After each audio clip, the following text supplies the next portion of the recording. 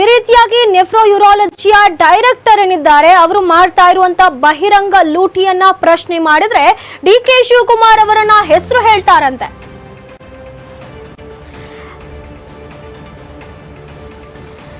ಜನತಾ ಟಿವಿಯಲ್ಲಿ 31 ಪುಟಗಳ ದೋಷಾರೋಪಣೆ ವರದಿ ಪಟ್ಟಿ ಇರುವಂತದ್ದು. ಹಾಗಾದ್ರೆ ಇವರ ವಿರುದ್ಧ ಮಾಡಲಾಗಿರುವಂತಹ ಆಪಾದನೆಗಳೆಲ್ಲ ಸುಳ್ಳ? 31 ಪುಟಗಳ ದೋಷಾರೋಪಣೆ ವರದಿ ಸಲ್ಲಿಸಿದ್ದು ಸುಳ್ಳ? ಆಡಳಿತಾಧಿಕಾರಿ ಆಶಾ ಪರ್ವೇನ್ ಮಾಡಿರುವಂತ ಆಪಾದನೆಗಳು ಸುಳ್ಳ? ಆಡಳಿತಾಧಿಕಾರಿ ಆಶಾ ಪರ್ವೇನ್ ವರ್ಗಾವಣೆ ಯಾಕೆ ಮಾಡಿದ್ರು?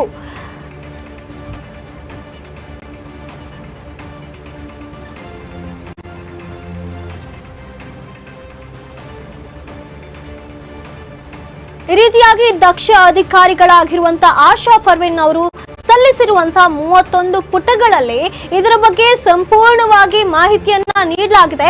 ಅವರ ಹಗರಣಗಳ ಪಟ್ಟಿಯನ್ನೇ ಅದರಲ್ಲಿ ಬರೆಯಲಾಗಿದೆ. ಹಾಗಾದ್ರೆ ಇವರ ವಿರುದ್ಧ ಮಾಡಲಾಗಿರುವಂತಹ ಆಪಾದನೆಗಳೆಲ್ಲ ಸುಳ್ಳ? ಈ ಒಂದು 31 ಪುಟಗಳ ದೋಷಾರೋಪಣೆ ವರದಿ ಸಲ್ಲಿಸಿದ್ದು ಸುಳ್ಳ? ಆಡಳಿತಾಧಿಕಾರಿ ಆಶಾ ಪರ್ವೇನ್ ಮಾಡಿರುವಂತಹ ಆಪಾದನೆಗಳೆಲ್ಲ ಸುಳ್ಳ? ಹಾಗಾದ್ರೆ ಇವರು ಮಾಡ್ತಾ ಇರುವಂತದ್ದು ಸುಳ್ಳು ಅಂತಾದ್ರೆ ಈ ಒಬ್ಬ ಅಧಿಕಾರಿಯನ್ನ ವರ್ಗಾವಣೆ ಮಾಡ್ತಾ ಇರೋದಾದ್ರೂ ಯಾಕೆ? ಅವರ ವರ್ಗಾವಣೆ ಯಾಕೆ ಮಾಡಿದ್ರು ಇವರು? ಇಲ್ಲಿ ಇವರನ್ನ ಈ ರೀತಿಯಾಗಿ ಮಾಡ್ತಾ ಇರುವಂತಹ ಹಗರಣಗಳನ್ನ ಪ್ರಶ್ನೆ ಮಾಡಿದ್ರೆ ನಾನು ಡಿ.ಕೆ.ಶಿ ಅವರೊಂದಿಗೆ ಮಾತನಾಡಿದ್ದೇನೆ, ಈಗಷ್ಟೇ ಡಿ.ಕೆ. ಶಿವಕುಮಾರ್ ಅವರ ಜೊತೆ ಸಂಪರ್ಕದಲ್ಲಿದ್ದೇನೆ, ಅವರೊಂದಿಗೆ ಮಾತನಾಡಿದ್ದೇನೆ ಅಂತೇಳಿ ಸುಖಾಸುಮ್ನೆ ಅವರ ಹೆಸರನ್ನ ಮಧ್ಯ ತರ್ತಾರೆ. ಹಾಗಾದ್ರೆ ಇದು ನಿಜವಾಗ್ಲೂ ಅವರು ಈ ಒಂದು ವಿಷಯದಲ್ಲಿ ಇನ್ವಾಲ್ವ್ ಆಗಿರೋದು ನಿಜಾನಾ? ರಾಜ್ಯದಲ್ಲಿ ರಾಜಕಾರಣದಲ್ಲಿ ಇಷ್ಟೆಲ್ಲ ಏರುಪೇರುಗಳಾಗ್ತಾ ಇವೆ, ಇಲ್ಲಿ ಮಾಡಬೇಕಾಗಿರುವಂತಹ ಕೆಲಸಗಳು ಅಷ್ಟೆಲ್ಲ ಇವೆ, ಅದರ ಮಧ್ಯೆ ನಿಜವಾಗ್ಲೂ ಡಿ.ಕೆ.ಶಿ ಇವರ ಜೊತೆ ಇವರ ಬೆನ್ ಹಿಂದೆ ಇದ್ದಾರಾ ಎಂಬುವಂತದ್ದು ಈಗ ಪ್ರಶ್ನೆಯಾಗಿ ಉಳಿದಿದೆ. ಇದರ ಬಗ್ಗೆ ಹೆಚ್ಚಿನ ಮಾಹಿತಿಯನ್ನ ನಮ್ಮ ಪ್ರತಿನಿಧಿ ದರ್ಶನ್ ಸಂಪರ್ಕದಲ್ಲಿ ನೀಡಲಿದ್ದಾರೆ. ದರ್ಶನ್, ಈ ರೀತಿಯಾಗಿ ಈ ನೆಫ್ರೋಯೂರಾಲಜಿ ಡೈರೆಕ್ಟರ್ ಶಿವಲಿಂಗಯ್ಯ ಅವರ ವಿರುದ್ಧ ಇಷ್ಟೆಲ್ಲ ಹಗರಣಗಳು ಕೇಳಿ ಬರ್ತಾ ಇದ್ರೆ ಇವರು ಡಿ.ಕೆ.ಶಿ ಅವರ ಹೆಸರನ್ನ ತಗೊಳ್ತಿದ್ದಾರೆ, ಅವರು ನನ್ನ ಬೆನ್ನಿಗಿದ್ದಾರೆ ಅಂತ ಹೇಳ್ತಿದ್ದಾರೆ. ಹಾಗಾದ್ರೆ ನಿಜವಾಗ್ಲೂ ಡಿ.ಕೆ.ಶಿ ಅವರು ಅವರ ಹಿಂದೆ ಇದ್ದಾರಾ? ಖಂಡಿತವಾಗಿಯೂ ವಿಕ್ಟೋರಿಯಾ ಆಸ್ಪತ್ರೆಯ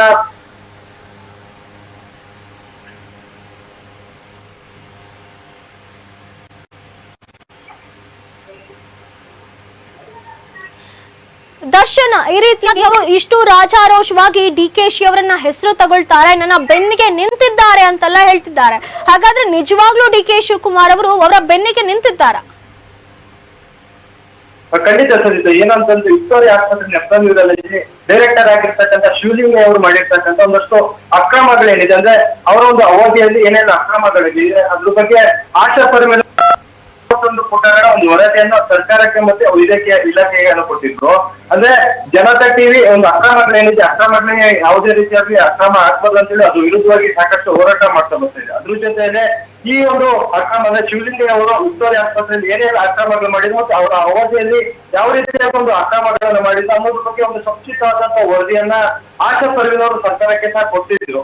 ಆ ಒಂದು ವರದಿಯಲ್ಲಿ ಏನೇನಪ್ಪ ಇದೆ ಅಂತಂದ್ರೆ ಶಿವಲಿಂಗಯ್ಯ ಅವರು ಒಂದು ಅವಧಿಯಲ್ಲಿ ಏನೇನು ಅಕ್ರಮಗಳು ಮಾಡಿರೋದ್ರೆ ಒಂದು ಕಟ್ಟಡ ನಿರ್ಮಾಣದಲ್ಲಿ ಇರ್ಬೋದು, ಮತ್ತೆ ಒಂದು ಉಪಕರಣಗಳನ್ನ ತೆಗೆದುಕೊಂಡು ಆ ಒಂದು ಉಪಕರಣ ಸರಿಯಾದ ರೀತಿಯಲ್ಲಿ ಬಳಕೆ ಮಾಡಿರ್ತಕ್ಕಂಥ ಮತ್ತೆ ಆ ಒಂದು ಉಪಕರಣಗಳೆಲ್ಲ ಸಹ ಈಗಾಗಲೇ ರೆಸ್ಟ್ ಹಿಡಿತಾ ಇದೆ, ಅಂದ್ರೆ ತುಪ್ಪು ಇಡುವ ರೀತಿಗೆ ಈಗ ಹೋಗಿರ್ತಕ್ಕಂಥ ಮತ್ತೆ ವಿಕ್ಟೋರಿಯಾ ಆಸ್ಪತ್ರೆಯಲ್ಲಿ ಆಗ್ತಾ ಇರ್ತಕ್ಕಂಥ ಒಂದಷ್ಟು ಲಂಚ ಆಗಿರ್ಬೋದು, ಭ್ರಷ್ಟಾಚಾರಕ್ಕೂ ಕೂಡ ಶಿವಲಿಂಗ ಅವರು ಎಲ್ಲೊಂದ್ ಕಡೆ ಸಾಥ್ ಕೊಟ್ಟಿದ್ರು ಅಂತ ಹೇಳ್ಬೋದು. ಅದ್ರ ಜೊತೆಗೆ ಮಹಿಳೆಯರ ಮೇಲೆ ಅನುಚಿತ ವರ್ತನೆ ಮತ್ತೆ ಲೈಂಗಿಕ ಕಿರುಕುಳ ಆಗ್ತಕ್ಕಂಥ ಒಂದಷ್ಟು ಪ್ರಕರಣಗಳು ಬಂದಿದೆ, ಅದಕ್ಕೂ ಸಹ ಯಾವುದೇ ರೀತಿಯಾದಂತಹ ಕ್ರಮಗಳು ತೆಗೆದುಕೊಂಡಿರ್ಬೋದು. ಅದಕ್ಕೆ ಅವರೇ ಒಂದು ಸಪೋರ್ಟ್ ಮಾಡ್ತಾ ಇದ್ದಾರೆ ಅಂತಕ್ಕಂಥ ದರ್ಶನ್. ಈಗ ಡಿ.ಕೆ. ಶಿವಕುಮಾರ್ ಅವರು ಇದರಲ್ಲಿ ಇನ್ವಾಲ್ವ್ ಇದ್ದಾರೆ, ಇವ್ರು ಹೇಳೋ ಪ್ರಕಾರ ನನ್ನ ಬೆನ್ನಿಗೆ ಅವರು ನಿಂತಿದ್ದಾರೆ, ಬಂಡೆಯಂತೆ ಅವರ ಸಪೋರ್ಟ್ ನನಗಿದೆ ಅನ್ನೋ ರೀತಿಯಲ್ಲಿ ಇವರು ಮಾತನಾಡ್ತಿದ್ದಾರಂತೆ. ಡಿ.ಸಿ.ಎಂ ಅವರ ಕೆಲಸಗಳನ್ನ ಬಿಟ್ಟು ಇವ್ರ ಹಿಂದೆ ನಿಜವಾಗ್ಲೂ ನಿಂತಿದ್ದಾರ? ಹಾಗಾದ್ರೆ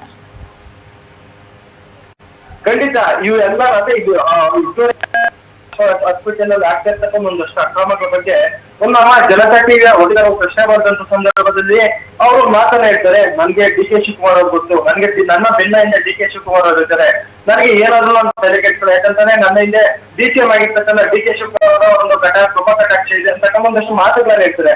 ಆದ್ರೆ ನಾವು ಈ ಒಂದು ಅಕ್ರಮಗಳ ಬಗ್ಗೆ ವಿಚಾರಿಸಿದ ಸಂದರ್ಭದಲ್ಲಿ ಡಿ ಕೆ ಶಿವಕುಮಾರ್ ಎಲ್ಲೋ ಒಂದ್ ಕಡೆ ಈ ರೀತಿಯಾದಂತ ಅಕ್ರಮಗಳಿಗೆ ಯಾವುದೇ ರೀತಿ ಸಾಥ್ ಕೊಟ್ಟಿಲ್ಲ, ಇವರ ಹೆಸರನ್ನ ಬಳಸ್ಕೊಂಡು ಈ ರೀತಿಯಾಗಿ ಒಂದು ಅಕ್ರಮಗಳು ಮಾಡ್ತಾ ಇದ್ರು. ಮತ್ತೆ ಶಿವಲಿಂಗಿ ಅವರು ಈ ಹಿಂದೆ ಸಾಕಷ್ಟು ಅಕ್ರಮಗಳು ಮಾಡುವಂತ ಸಂದರ್ಭದಲ್ಲಿ ಸಹ ಈ ರೀತಿಯಾಗಿ ಅವರು ಡಿ ಕೆ ಶಿವಕುಮಾರ್ ಅವರ ಹೆಸರನ್ನ ಬಳಸ್ಕೊಂಡಿದ್ದಾರೆ ಅಂತಕ್ಕಂಥ ಸಾಕಷ್ಟು ಮಾತುಗಳು ಕೇಳುವಂತಂದ್ರೆ ಈ ಒಂದು ಸುದ್ದಿಯನ್ನ ಡಿ ಕೆ ಶಿವಕುಮಾರ್ ಅವ್ರು ನೋಡ್ಲಾಗತ್ತೆ. ಯಾಕಂತಂದ್ರೆ ಇವರ ಒಂದು ಹೆಸರನ್ನ ಬಳಸ್ಕೊಂಡು ಇವರಿಗೆ ಒಂದು ಕಳಂಕ ತರುವಂತ ಪ್ರಯತ್ನ ಶಿವಲಿಂಗಿ ಅವರು ಮಾಡ್ತಾ ಇದ್ದಾರೆ ಅಂತಾನೆ ಹೇಳ್ಬೋದು. ಯಾಕಂತಂದ್ರೆ ಇವರು ಯಾವುದೇ ರೀತಿಯಾಗಿ ಡಿ ಕೆ ಶಿವಕುಮಾರ್ ಇದಕ್ಕೆ ಸಾಥ್ ಕೊಟ್ಟಿಲ್ಲ, ಯಾವುದೇ ರೀತಿಯಾದಂತ ಒಂದು ಡಾಕ್ಯುಮೆಂಟ್ಸ್ ಕೂಡ ಇಲ್ಲ ಏನು ಡಿ ಕೆ ಶಿವಕುಮಾರ್ ಒಂದು ಅಕ್ರಮದಲ್ಲಿ ಪಾಲ್ಗೊಂಡಿದ್ದಾರೆ ಅಂತ.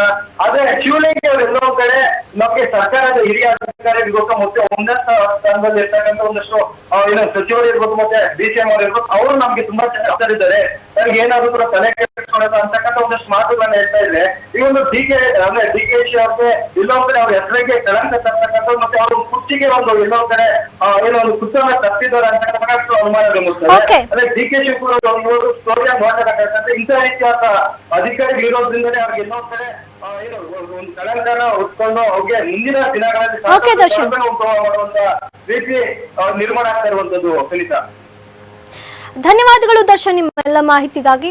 ಈ ರೀತಿಯಾಗಿ DCM ಡಿ ಕೆ ಶಿವಕುಮಾರ್ ಅವರು ಅಷ್ಟು ದೊಡ್ಡ ಪೊಸಿಷನ್ ಅಲ್ಲಿರುವಂತಹ ಉಪಮುಖ್ಯಮಂತ್ರಿಗಳಾಗಿರುವಂತಹ ಡಿ ಕೆ ಶಿವಕುಮಾರ್ ಅವರ ಹೆಸರು ಇಷ್ಟು ಈಸಿಯಾಗಿ ಮಿಸ್ಯೂಸ್ ಆಗ್ತಾ ಇದೆ. ಈಗಲೂ ಕೂಡ ಯಾರು ಈ ಒಂದು ಸುದ್ದಿಯ ಕಡೆ ನೋಡದೇ ಇದ್ರೆ ಇಲ್ಲಿ ದೊಡ್ಡ ಮಟ್ಟದ ಕ್ರಮಗಳನ್ನ ಕೈಗೊಳ್ಳಬೇಕು ಅನ್ನೋದು ನಮ್ಮ ಉದ್ದೇಶವಾಗಿದೆ. ಇಲ್ಲಿ ಇಷ್ಟು ಬಹಿರಂಗವಾಗಿ ಲೂಟಿ ಆಗ್ತಾ ಇದ್ರು ಕೂಡ ಯಾರು ಕ್ರಮ ಕೈಗೊಳ್ತಾ ಇಲ್ಲ. ಇಲ್ಲಿ DCM ಅವರ ಹೆಸರು ಬಳಕೆಯಾದ ಮೇಲಾದ್ರೂ ಇತ್ತ ನೋಡ್ತಾರ ಅನ್ನೋದನ್ನ ನೋಡ್ಬೇಕಾಗಿದೆ.